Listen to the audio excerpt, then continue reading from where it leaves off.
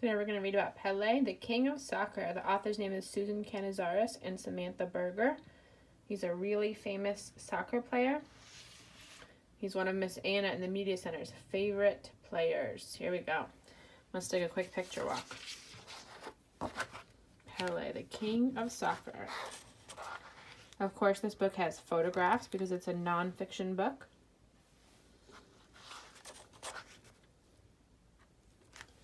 If you play soccer, your brain might be starting to think about some things that he's wearing and some things that he's doing.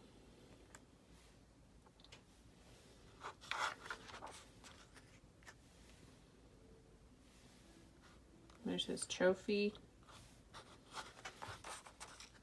Wow.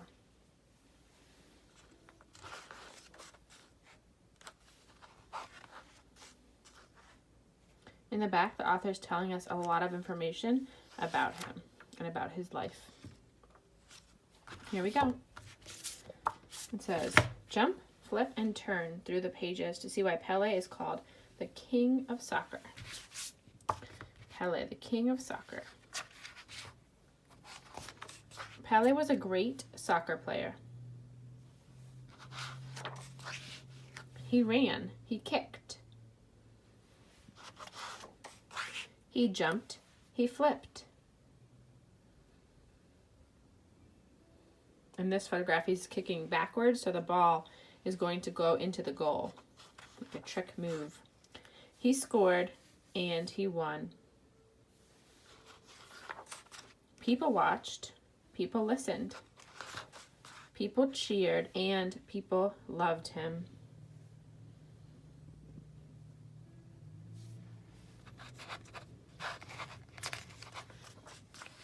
Pele is called the king of soccer. Pele, the king of soccer. In a small village in Brazil called Três Corações, which means 3 hearts, Pele was born on October 23, 1940. He was named Edson Arantes do Nascimento by his parents. Edson's father, Dom Hino, was a professional soccer player, but he did not make much money. He taught Edson, who was nicknamed Dico at the time, how to play soccer as soon as he was old enough to walk. Dico did not own a soccer ball, so he learned to kick a ball his father had made for him out of rags tied together. He and the other village boys played in the street in their bare feet. By the time he was 8 years old, Dico was recognized by his friends as the best soccer player in the village. They gave him the name Pele, which means the Black Pearl. It was not long before others noticed how good a player Pele was. When Pele was just 15, a retired professional soccer player named Waldemar de Brito believed Pele was good enough to try out for a professional team. It took Pele 3 attempts, but he was finally accepted to play for the Santos Soccer Club, the #1 team in Brazil at the time. Just 2 years later, Pele was chosen to play on the team that Brazil sent to the 1958 World Cup Championship. The World Cup tournament is the biggest sporting event in the world. Teams from all the countries that play soccer participate, and the winning team is considered the best soccer team in the world. At age 17, Pele became a star and led the Brazilian team to win the World Cup. 4 years later, at the World Cup tournament in 1962, Pele and his team won the cup for Brazil again. Pele led his country to its 3rd World Cup in 1970. Pele had become the most famous soccer player in the world. Other countries very much wanted Pele to play for them, and some tried to hire him, offering Pele as much as $1 million.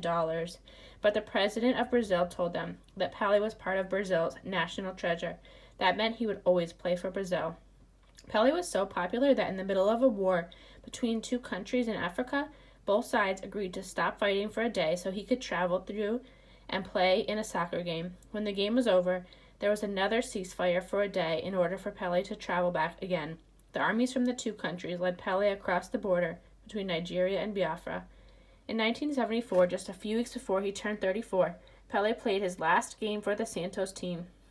After years of being a world star and devoting most of his life to the game of soccer, Pele felt he wanted to spend more time with his wife and 2 young children. At the end of his final game for Brazil, a crowd of 120,000 yelled, "Stay!" to Pele as he left the field. Although soccer is the world's most popular game, it has not been one of our country's most popular sports. The first professional teams were formed in the U.S. in 1972. but not too many people attended the games. One team manager, Clive Toye of the New York Cosmos, thought that if there was a star in American soccer, the game would become more popular.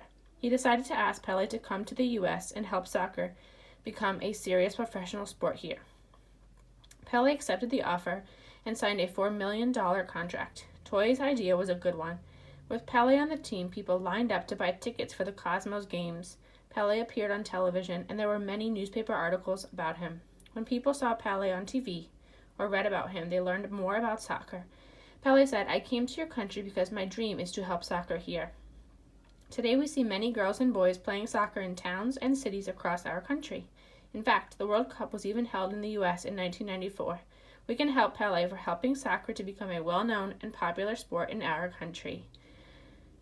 What did you learn about Pele and about how to play soccer?